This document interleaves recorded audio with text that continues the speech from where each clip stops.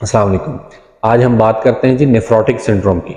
ये बच्चों के गुर्दों की एक बीमारी होती है, लेकिन इस बीमारी को हम दूर से देख के, बच्चे के फेस से देख के हम पहचान जाते हैं कि इसको नेफ्रोटिक सिंड्रोम है, इसलिए कि उसका फेस स्वॉलन होता है, गोल सा हुआ होता है, आंखें ऊपर को आई होती हैं और हमें देख के पता चल जाता है कि इसको एडिमा हुआ है।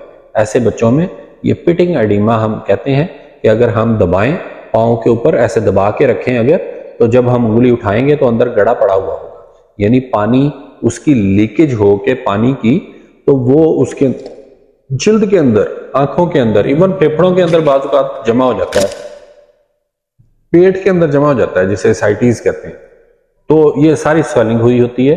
तो बेसिकली ऐसे प्रॉब्लम जो है वो गुर्दों में होता है।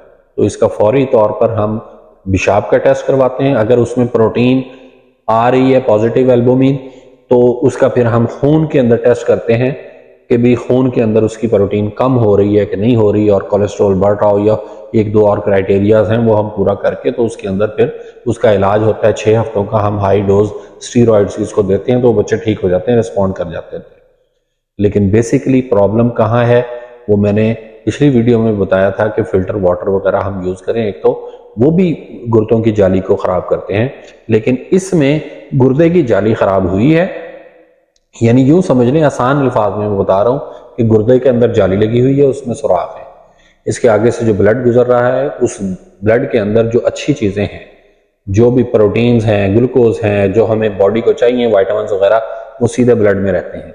जो वेस्ट प्रोडक्ट हैं, नाइट्रोजन, यूरिया वगैरह, ये सारी चीजें यहाँ से वे पेशाब में निकल जाती हैं।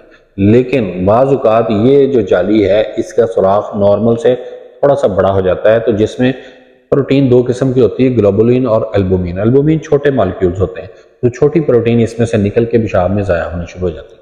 जब वो ज़ाया होनी शुरू हो जाए तो पेशाब में एल्बुमिन पॉजिटिव आ जाती है। फिर हम ब्लड में देखते हैं तो एल्बुमिन का लेवल बहुत लो हुआ होता है।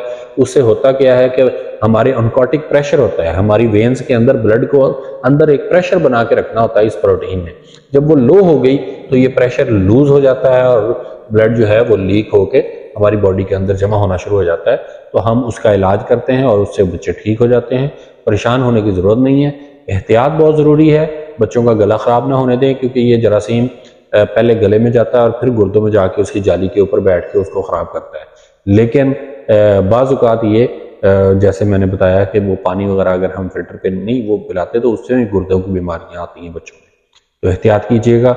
और जिन बच्चों को ये बीमारी हो चुकी है, वो इसमें से रिकवर कर गए हैं और उसको बार बार ये हो रही है, तो ऐसे बच्चों के लिए रिकमेंडेड होता है कि हम हर महीने एक इंजेक्शन उनको ऐसा लगाते हैं पेनिसिलिन की हाई डोज का, कि जिससे फिर ये बीमारी बार बार नहीं होती। तो उसका भी एहतमाम करें। ऐसे बच्चे जो इस बीमारी से निकल चुके हैं, उनके पेरेंट्स के लिए मैं ख़ास तौर पर बता रहा हूँ कि वो इंजेक्शन जो है हाई डोज पेनिसिलिन, वो किसी अपने चाइल्ड स्पेशलिस्ट है, वो मंथली बेसिस पे लगवाते रहें, फिर अगले 10-12 साल लगाना है, वरना फिर वो रिकरेंट ये बहुत ज़्यादा होती रहती है इन्फेक्शन। बहुत शुक्रिया।